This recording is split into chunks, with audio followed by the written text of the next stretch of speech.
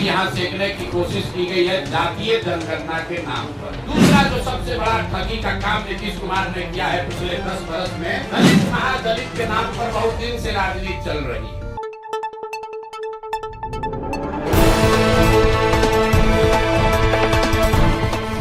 नमस्कार, मैं कुमुदिनी पाठक, आप देख रहे हैं वॉच न्यूज।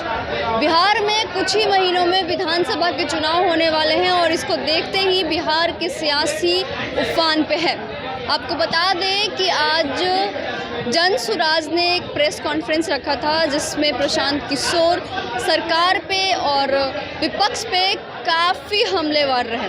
उन्होंने कहा कि 2023 में जब नीतीश कुमार और ओजस्वी जी की साठगांठ में सरकार चल रही थी तब उन्होंने जातीय जनगणना करवाया था और कहा था कि वो केंद्र सरकार में अपील डालेंगे कि जो 50% से आरक्षण को बढ़ा के 65% या उससे ज़्यादा करें।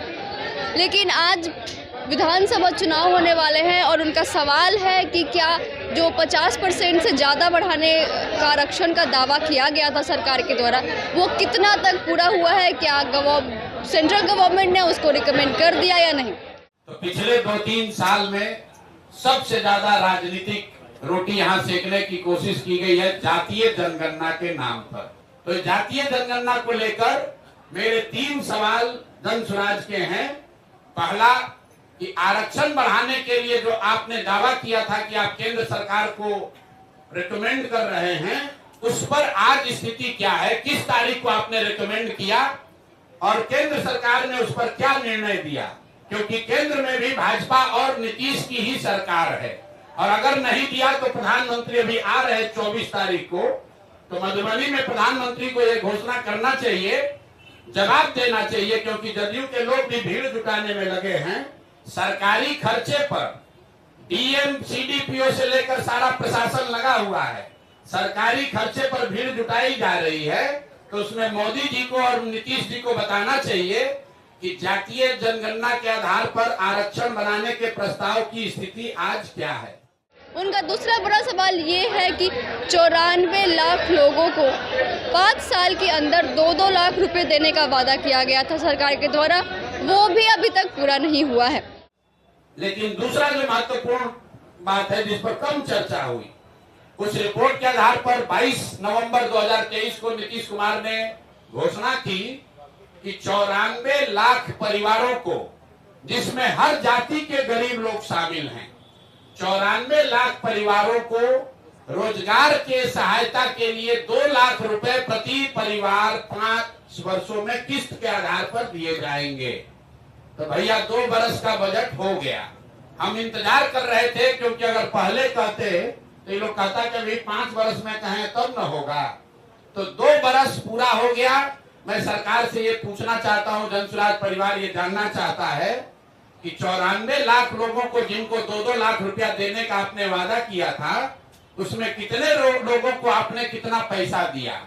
और अगर नहीं दिया तो मान लीजिए कि जैसे आपके मोदी जी, आपके जो आजकल जिनके आप लाडले मुख्यमंत्री हैं, मोदी जी ने जैसे 15 लाख रुपया सबको देंगे का जुमला फेंका था, आप भी ये मानिए कि आपने भी ये बिहार के लोगों को जुमला दिया था कि 94 लाख परिवारों को, और इसमें सिर्फ किसी जाति विशेष के लोग नहीं हैं, विधानसभा के पटल पर। और आपको मैं कह रहा हूं 22 नवंबर का नीतीश कुमार का ट्वीट देख लीजिए, उनके ऑफिशियल हैंडल से ये ट्वीट किया गया है कि 94 लाख गरीब परिवारों को 2 लाख रुपया की राशि दी जाएगी। अभी तक एक परिवार को 1 रुपया भी नहीं दिया गया है।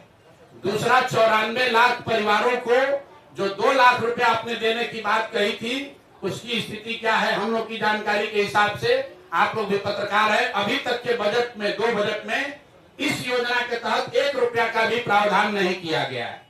उनका तीसरा सबसे बड़ा सवाल सरकार से ये है कि सरकार ने 39 लाख लोगों को घर देने का, जमीन देने का वादा किया था, ये भी सरकार ने अभी तक पूरा नहीं किया है। इन सभी सवालों पे प्रशांत किशोर बहुत ही तीखी सवालों से सरकार पर निशाना साध रहे थे। उन्होंने कहा कि जो विधानसभा का आखिरी सत्र होने वाला है उसमें भी जनसुराज सरकार को घेरने वाली है और उनसे सवाल करने वाली है। तीसरी जो बड़ी घोषणा उन्होंने की थी कि 39 लाख परिवारों को जो होमलेस है, लैंडलेस हैं, उनको 1 2,20,000 रुपया घर बनाने के लिए दिया जाएगा। तो मैं तीसरी मांग ये कर रहा हूं कि जातीय जनगणना के नाम पर समाज को लड़ाने की जो योजना आपने बनाई थी वो तो कामयाब हुई नहीं। ये बता दो कि उन 40 लाख लोगों में से कितने लोगों को 1,20,000 रुपए की राशि दी गई है। दूसरा जो सबसे बड़ा ठगी का काम नीतीश कुमार ने किया है पिछले 10 वर्ष में, दलित महादलित के नाम पर बहुत दिन से राजनीति चल रही है। आपको याद होगा नीतीश कुमार ने 2006 में महादलित विकास योजना, महादलित विकास मिशन बनाया था। उस मिशन में एक बड़ा वादा ये किया गया था कि दलित समाज के जितने लैंडलेस होमलेस लोग हैं उनको 3 डिसमिल जमीन, 1306.8 स्क्वायर फीट जमीन घर बनाने के लिए दिया जाएगा। ये वादा नीतीश कुमार ने महादलित मिशन के नाम पर 2008-06 में किया था।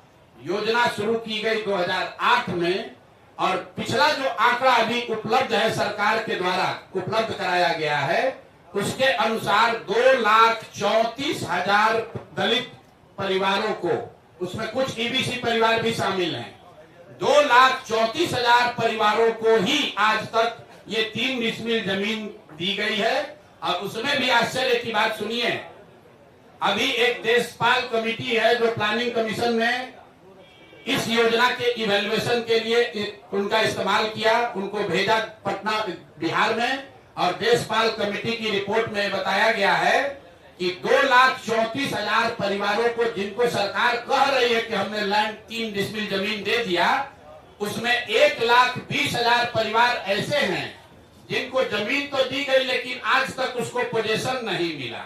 उसको कहीं बाढ़ का, कछाड़ का ऐसा जमीन दिया है जिसका पोजेशन ही नहीं मिला। सरकार के हिसाब से सिर्फ 2,34,000 लोगों को, परिवारों को ये लाभ मिला और केंद्र सरकार की प्लानिंग कमीशन की कमेटी बता रही है कि उस 2,34,000 में से भी 1,20,000 लोग ऐसे परिवार है जो कह रहे हैं कि जमीन कागजे पर मिला, जमीन आज तक हमको मिला नहीं है। तो दूसरी मांग यह है कि दलित महादलित के वोट से कुर्सी पर बैठे नीतीश कुमार और भाजपाई बताएं कि ये दलित महादलितों को कब ये घर का जमीन उनको 3 डिसमिल मिलेगा। प्रशांत किशोर ने आज के प्रेस कॉन्फ्रेंस में एक बयान दिया कि वो सिग्नेचर कैंपेन करने वाले हैं और ग्राउंड जीरो पे जाके लोगों से बात करेंगे, उनका सिग्नेचर लेंगे कि जो भी सरकार ने वादा किया था क्या वो पूरा किया है और कितना पूरा किया है। इस पे वो एक सिग्नेचर कैंपेन करने वाले हैं, लोगों से बात करने वाले हैं और उसके बाद एक रिपोर्ट बनाकर सरकार को दिखाएंगे। बिहार के हर गांव में 40,000 से ज्यादा रेवेन्यू गांव में जन सुराज वहां बैठक करेगी और लोगों से इन 3 मुद्दे पर उनसे वार्ता करके इस विषयों पर सिग्नेचर कैंपेन, हस्ताक्षर अभियान शुरू करेंगे। और हम लोग 11 जुलाई को 1 करोड़ लोगों का इन 3 मुद्दों पर 1 करोड़ लोगों का हस्ताक्षर लेकर मुख्यमंत्री और राज्यपाल दोनों को हम लोग जाकर ज्ञापन देंगे।